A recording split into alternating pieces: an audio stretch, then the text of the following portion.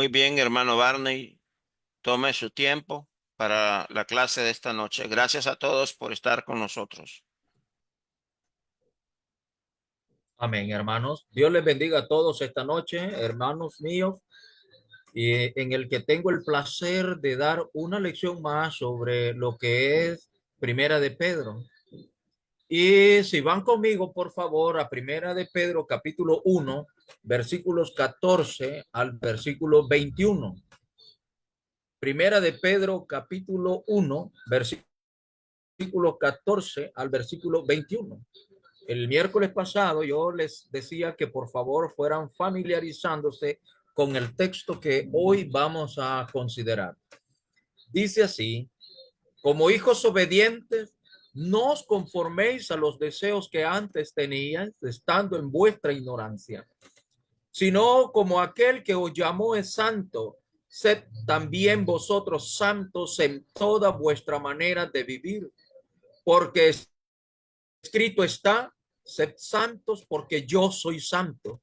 Y si invocáis por Padre aquel que sin acepción de persona juzga según la obra de cada uno, conducíos en temor todo el tiempo de vuestra peregrinación, sabiendo que fuisteis rescatados de vuestra vana manera de vivir, la cual recibisteis de vuestros padres, no con cosas corruptibles como oro o plata, sino con la sangre preciosa de Cristo, como de un cordero sin mancha y sin contaminación, ya destinado desde antes de la fundación del mundo, pero manifestado en los postreros tiempos por amor de vosotros, y mediante el cual creéis en Dios, quien le resucitó de los muertos y le ha dado gloria, para que vuestra fe y esperanza sean en Dios. Fíjense bien, amados hermanos, en nuestro tema anterior que tocaron conmigo, estamos hablando de Primera de Pedro capítulo 1 versículo 13, hablábamos nosotros sobre el enfoque de nuestra esperanza. En esta sesión decíamos nosotros, dice el texto, Primera de Pedro 1:13, por tanto ceñid los lomos de vuestro entendimiento, sed sobrios y esperad por completo en la gracia que se os traerá cuando Jesucristo sea manifestado. Pero otra responsabilidad que tenemos nosotros, aparte de que debemos de mantener y fortalecer el enfoque de nuestra esperanza, como es la persona de Cristo, la herencia eterna que se nos dará en aquel día final, también tenemos nosotros otras responsabilidades como cristianos. Mientras transitamos por esta vida como hijos obedientes, dice el apóstol Pedro, aquí en Primera de Pedro, capítulo 1, en el versículo 14, como hijos obedientes, no os conforméis a los deseos que antes tenía, estando en vuestra ignorancia. Entonces, la necesidad de la obediencia, amados hermanos, a menudo se interpreta equivocadamente como legalismo. Es increíble cuando las personas que están a nuestro alrededor, sean en conversa o sean aún hermanos en la fe, cuando nosotros queremos ser obedientes a la voluntad de Dios, cuando queremos sujetarnos a lo escrito por Dios, a lo inspirado por Dios, muchos ven como legalismo esta obediencia. Pero no obstante, la Biblia enfatiza la necesidad de nuestra obediencia. Miren lo que dice el escritor de los Hebreos en Hebreos capítulo 5, versículo 9. Y habiendo sido perfeccionado, vino a ser autor de eterna salvación para todos los que le obedecen. En segunda de Tesalonicenses capítulo 1 versículo 8, el apóstol Pablo, hablando sobre la segunda venida de Cristo y las cosas que ocurrirán en la venida del Señor, él dice en el versículo 8 que el Señor viene en llama de fuego para dar retribución, es decir, castigo a los que no conocieron a Dios, un grupo aquí, pero también otro grupo es ni obedecen al evangelio de nuestro Señor Jesucristo. Él viene en llama de fuego para dar castigo, primero, a los que no conocieron a Dios, aquellos que se niegan, que cuando les queremos enseñar o le queremos compartir las buenas nuevas de salvación, son personas que cierran sus puertas, cierran sus oídos, no quieren escuchar nada acerca de Dios, no conocen a Dios porque no quieren conocerle. Pero aquellos que le conocemos, también dice el apóstol, ni obedecen al evangelio de nuestro Señor Jesucristo. Cuidado, hermano.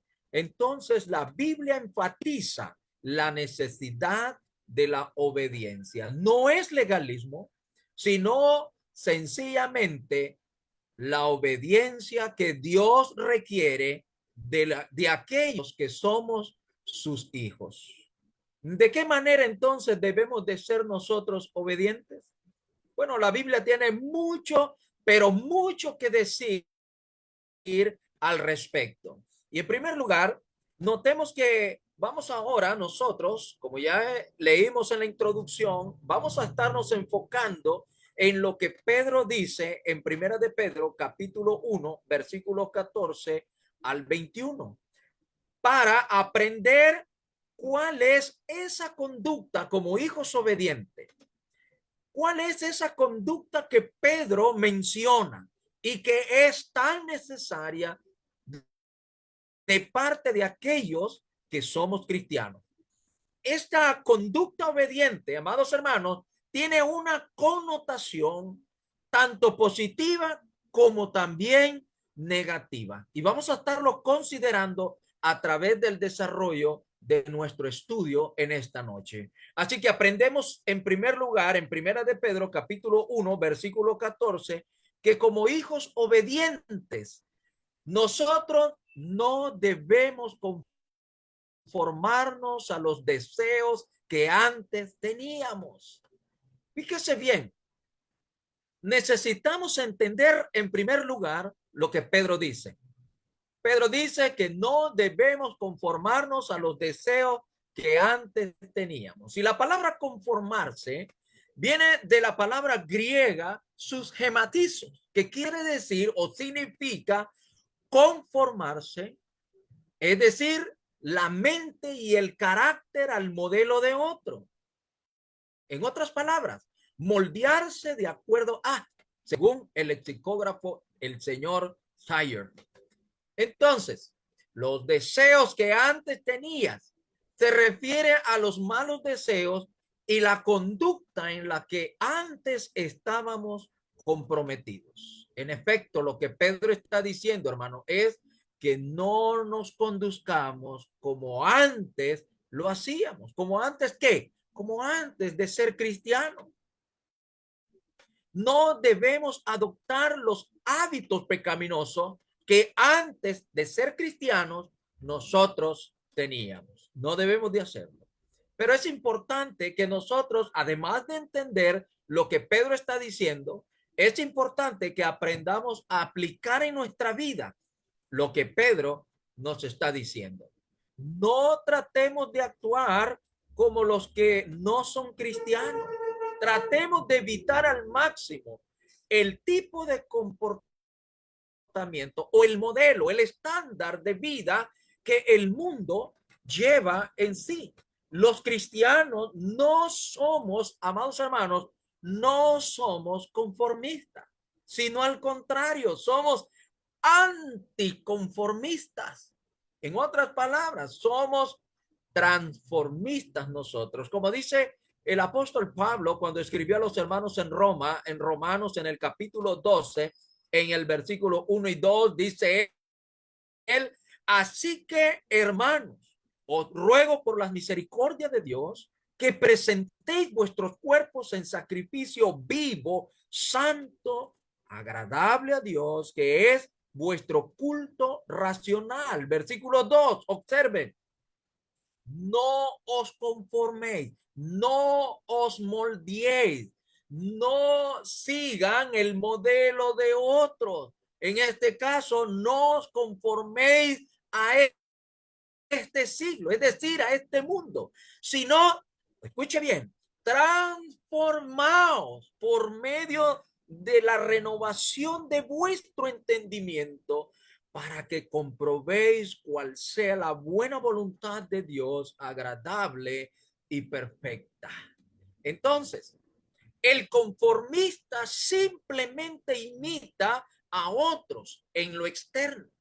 Y eso lo vemos nosotros en la vida diaria, en la vida cotidiana. Nosotros observamos que la gente siempre está siguiendo el estándar de conducta del mundo, la moda del momento, las frases del momento, la música del momento, los dichos del momento. La gente que es conformista siempre está imitando a otros en lo externo. Pueden ver los famosos y alguien, los jóvenes quieren ser como los famosos de Hollywood. Entonces, nosotros no somos conformistas, somos anticonformistas. ¿Por qué? Porque en nosotros ocurre una transformación o debería de ocurrir una transformación mental que resultará en un estándar de vida diferente a este mundo. Por eso, los transformistas, amados hermanos, son aquellos que han experimentado un verdadero cambio en su interior, en el espíritu, y manifiestan su diferencia en lo exterior. Es decir, cuando renovamos la mente, el entendimiento, cuando nosotros cambiamos, nuestra mente es transformada, la forma de vida externa nuestra, entonces revelará algo diferente al esquema de vida que el mundo lleva en sí. Entonces, comportándonos dignamente como hijos obedientes debe de ser el pensamiento de cada uno de nosotros como hijos de Dios. No debemos aceptar la moda popular de la sociedad que apela al deseo de la carne. Noten lo que dijo el apóstol Pablo en Primera de Timoteo, capítulo 2, en el versículo 9 y versículo 10. Asimismo, que las mujeres se atavíen de ropa decorosa, con pudor y modestia, con sentido de vergüenza, no con peinados ostentosos, ni con oro, ni perlas, ni vestidos costosos, sino con buenas obras, como corresponde a mujeres que profesan piedad. La mujer cristiana no está interesada en la moda popular que la sociedad indica o que la sociedad propone, sino que la mujer cristiana, y no solo la mujer, sino también nosotros los varones, los hombres en la iglesia, no estamos siguiendo, no debemos seguir la moda popular de la sociedad. No debemos tampoco hablar el lenguaje del mundo. ¿Se acuerdan lo que dijo el apóstol Pablo cuando escribió a los hermanos en Éfeso, en Efesios, en el capítulo 4, en el versículo 29? Noten, dice el apóstol, ninguna palabra corrompida salga de vuestra boca, sino la que sea buena para la necesaria edificación, a fin de dar gracia a los oyentes. ¿Se da cuenta? No podemos hablar el lenguaje del mundo siquiera. ¿Por qué? Porque ninguna palabra corrompida puede salir o no debe salir de nuestra boca. En el capítulo 5, en el versículo 3 y versículo 4, noten cómo Pablo dice, pero fornicación y toda inmundicia o avaricia, ni aún se nombre entre vosotros como conviene a santos.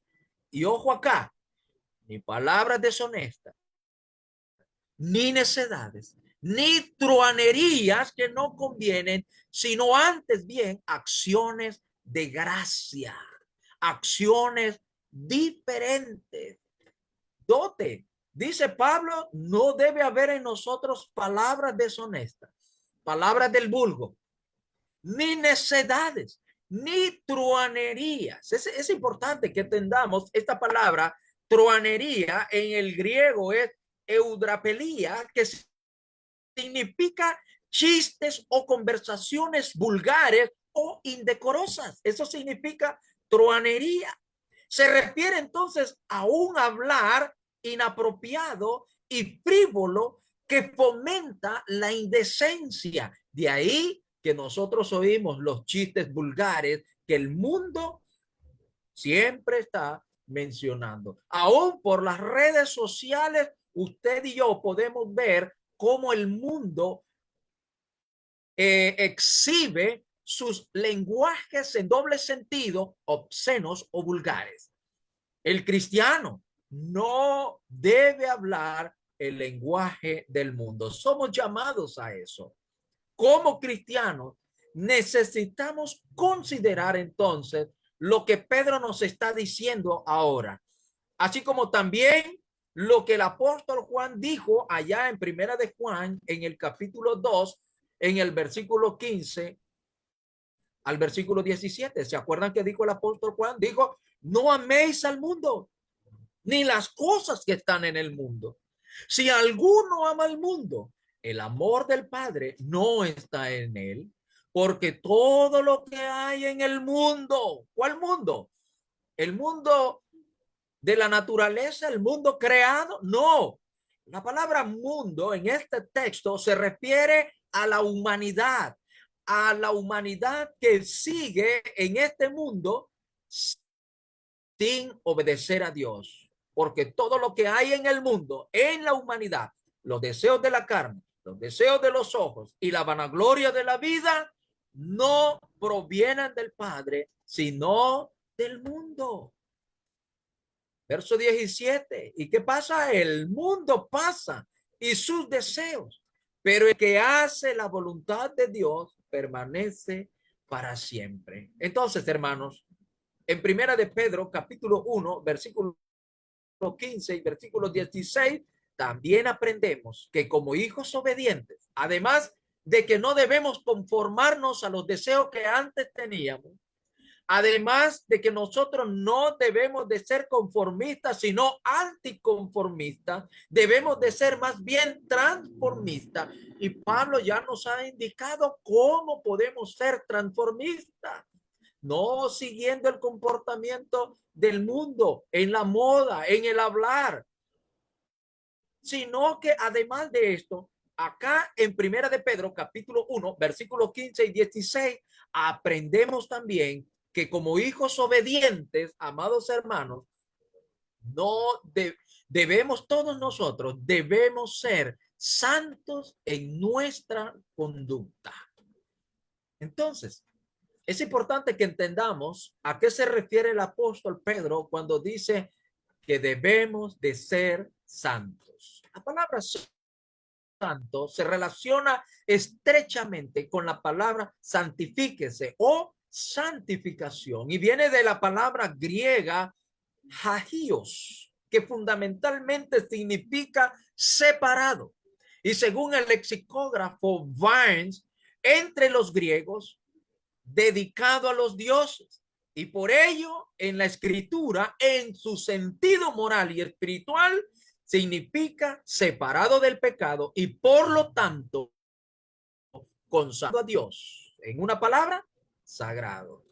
La idea es estar separado de, es decir, vivir separado de la norma de conducta del mundo, transformándonos a la norma de conducta que es según Dios. Entonces, Pedro va a dar razones por las que nosotros debemos de ser santos. Y la primera razón, dice el versículo 16, primera de Pedro 1:16. La primera razón es, sed santos, porque yo soy santo, dice el Señor. El Dios que nos ha llamado por medio de su evangelio es un Dios santo. Ese Dios santo que inspiró las escrituras, que reveló por su Espíritu Santo, reveló a los apóstoles el evangelio de salvación, ese mismo Dios que nos ha lavado de nuestros pecados y nos ha llamado a la santidad, Él es un Dios santo. Él está separado del pecado y de toda maldad, y su naturaleza, por tanto, exige una santidad similar de nuestra parte. En este sentido, tiene razón el escritor de los Hebreos cuando dice en Hebreos capítulo 12, versículo 14, seguid la paz con todos y la santidad, sin la cual nadie, absolutamente nadie, verá al Señor. La santidad, según el escritor de los Hebreos, es requerida para poder mirar al Señor. La segunda razón es que Cristo desea que nosotros seamos santos. Él murió para este propósito. Vean lo que dice el apóstol Pablo en Efesios en el capítulo 5, versículos 25 al 27. Maridos, amad a vuestras mujeres. Ojo, así como Cristo amó a la iglesia y se entregó a sí mismo por ella. ¿Para qué? ¿Para qué se entregó Cristo por la iglesia? Dice el texto, verso 26, para santificarla, habiéndola purificado en el lavamiento del agua por la palabra, a fin de presentársela a sí mismo una iglesia gloriosa, que no tuviese mancha, ni arruga, ni cosa semejante, sino que fuese ¿qué? Santa y sin mancha.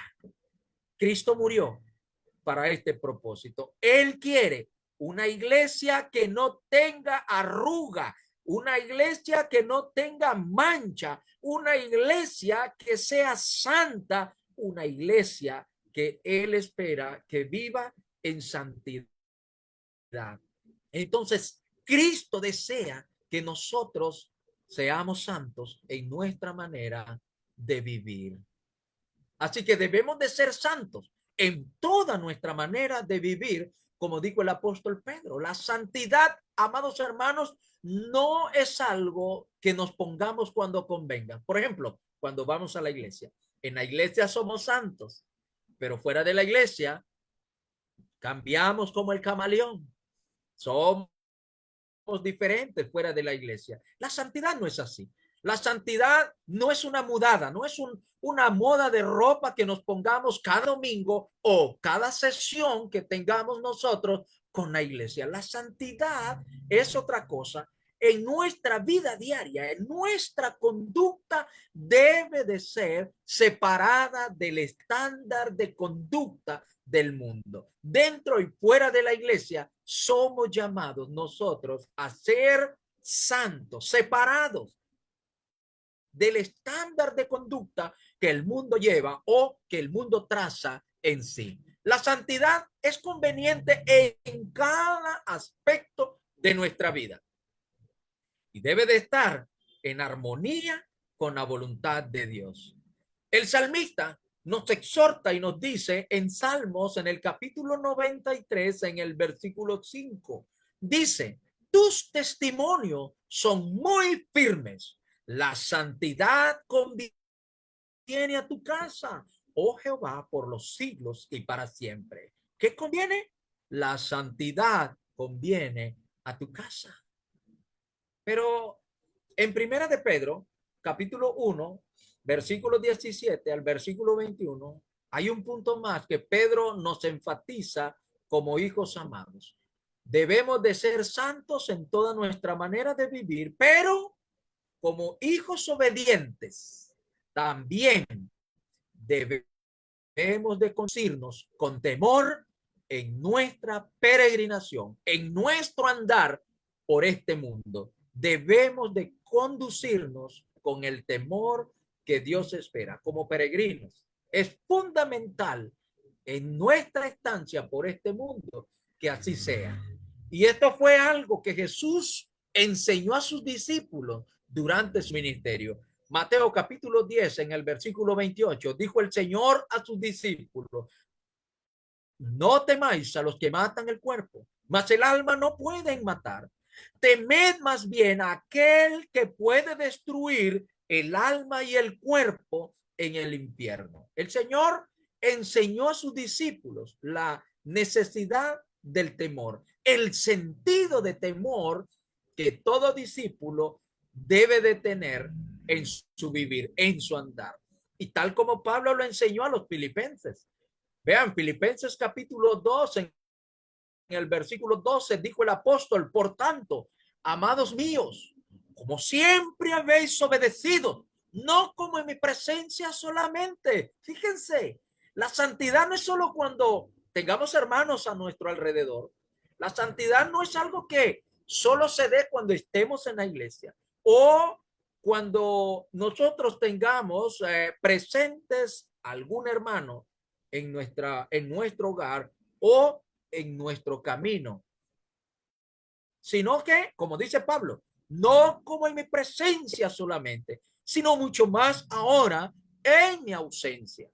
Ocupaos en vuestra salvación. ¿Cómo dice Pablo? Con temor y temblor.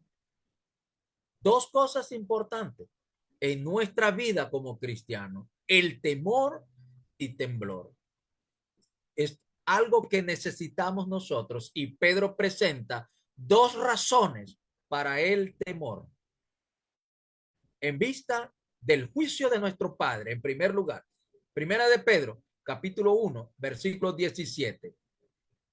Y si invocáis por Padre aquel, ojo aquí por favor, que sin acepción de persona juzga según la obra de cada uno, conducíos en temor todo el tiempo de vuestra peregrinación.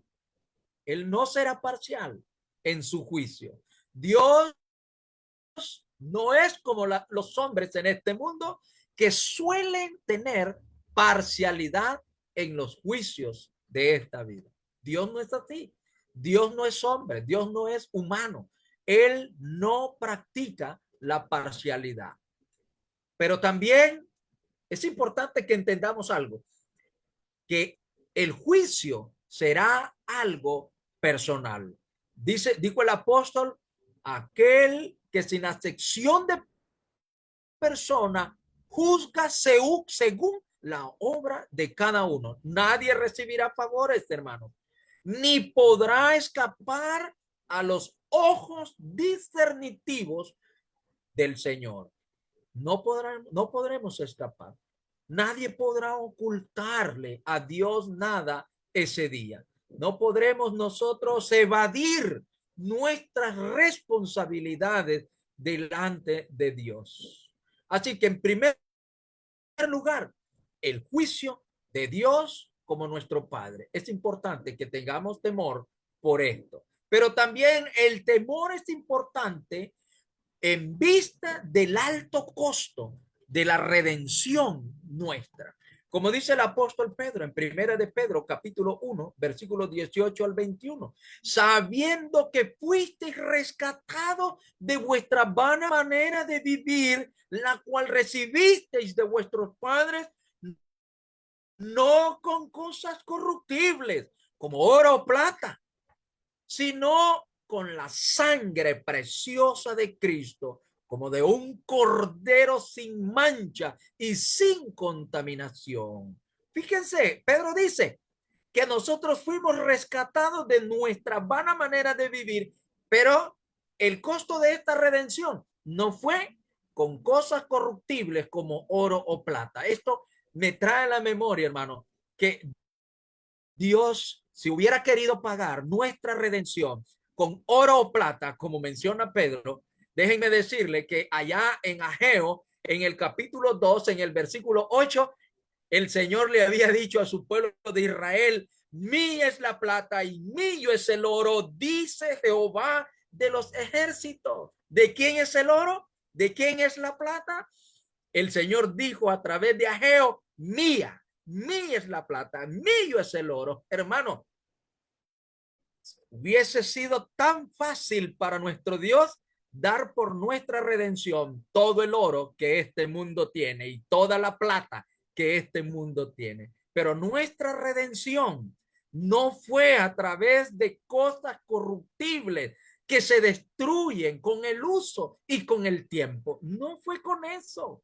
Fue con la sangre preciosa de Cristo, como de un cordero sin mancha y sin contaminación, ya destinado desde antes de la fundación del mundo, pero manifestado en los postreros tiempos por amor de vosotros y mediante el cual creéis en Dios, quien le resucitó de los muertos y le ha dado gloria para que vuestra fe y esperanza sean en Dios. Vean, nuestra redención, hermano, fue con esa sangre preciosa de Cristo, como de un cordero sin mancha. Es exactamente como lo presentó Juan el Bautista cuando allá en el Evangelio de Juan, en el capítulo 1, en el versículo 29, vio a Jesús que venía caminando por el Jordán y dijo: he ahí el Cordero de Dios que quita el pecado del mundo.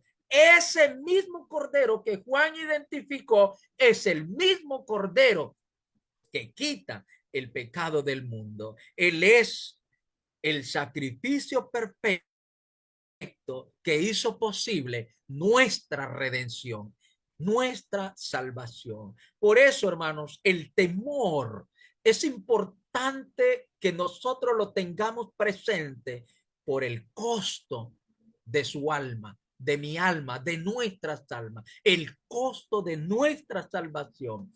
Es importante que entendamos esto. Nuestra redención entonces no fue pagada con oro o plata, sino con la sangre preciosa de Jesucristo, dice Pedro, como de un cordero sin mancha, sin contaminación, ya destinado desde antes de la fundación del mundo. Pero cuando el cristiano no se conduce de una manera apreciativa del precio de su redención, mis amados hermanos, solo puede esperar un destino eterno peor que la muerte misma. Dice el escritor de los Hebreos en Hebreos capítulo 10, en el versículo 26 al 31.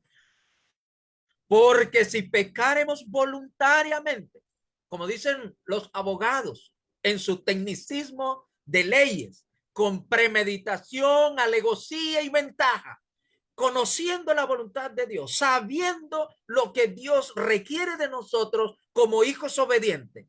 Dice, si pecaremos voluntariamente después de haber recibido el conocimiento de la verdad, ya no queda más sacrificio por los pecados, sino que, dice el escritor, una horrenda expectación de juicio y de hervor de fuego que ha de devorar a los adversarios. El que viola la ley de Moisés por el testimonio de 2 o 3 testigos muere irremisiblemente en el acto mismo, muere.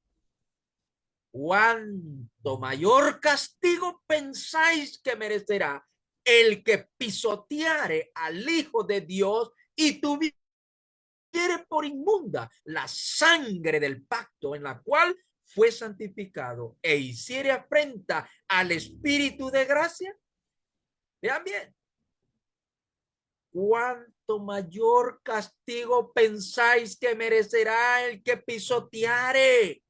La palabra pisotear en el griego, patacateo, que significa hacer un desprecio del más bajo, del más humillante. Es tener la sangre de Cristo como cualquier cosa inmunda.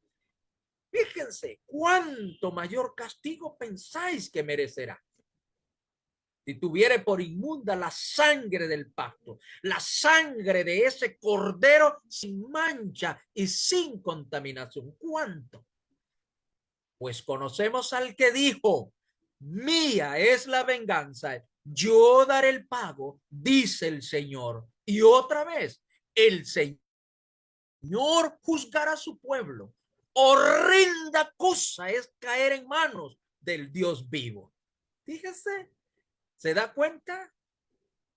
Cuando nosotros nos conducimos no de acuerdo a la voluntad de Dios, no de la manera que Dios espera, una vida de santidad, una vida de temor en santidad, hermano, esto es muy serio, muy peligroso para nosotros. Entonces, mis amados hermanos, en conclusión, en Primera de Pedro, capítulo 1, versículos 14 al 21, aprendemos nosotros hoy una conducta como hijos obedientes, que no debemos conformarnos a los deseos que antes teníamos.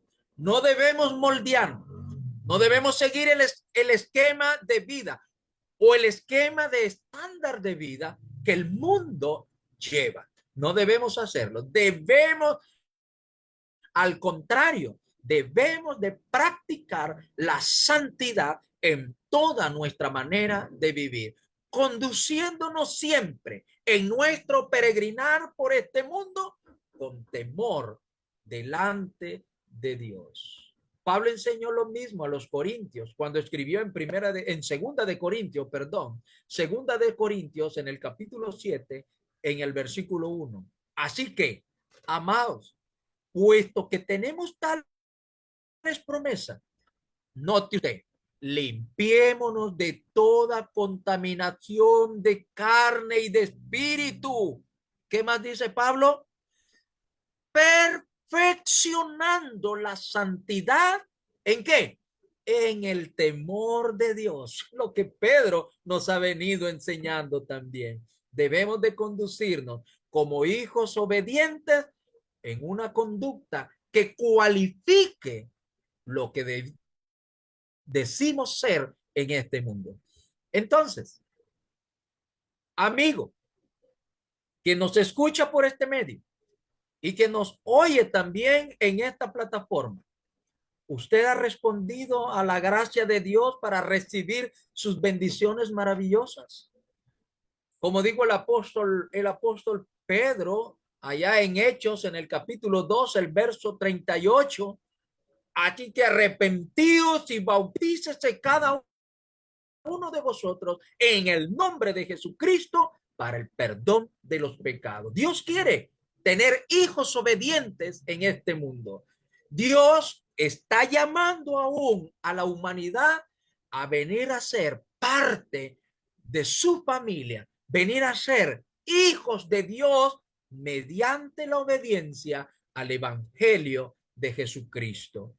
Y una vez que venimos a la obediencia, mantener una conducta como hijos obedientes en este mundo. Mis hermanos amados, recordemos entonces la exhortación de Pedro.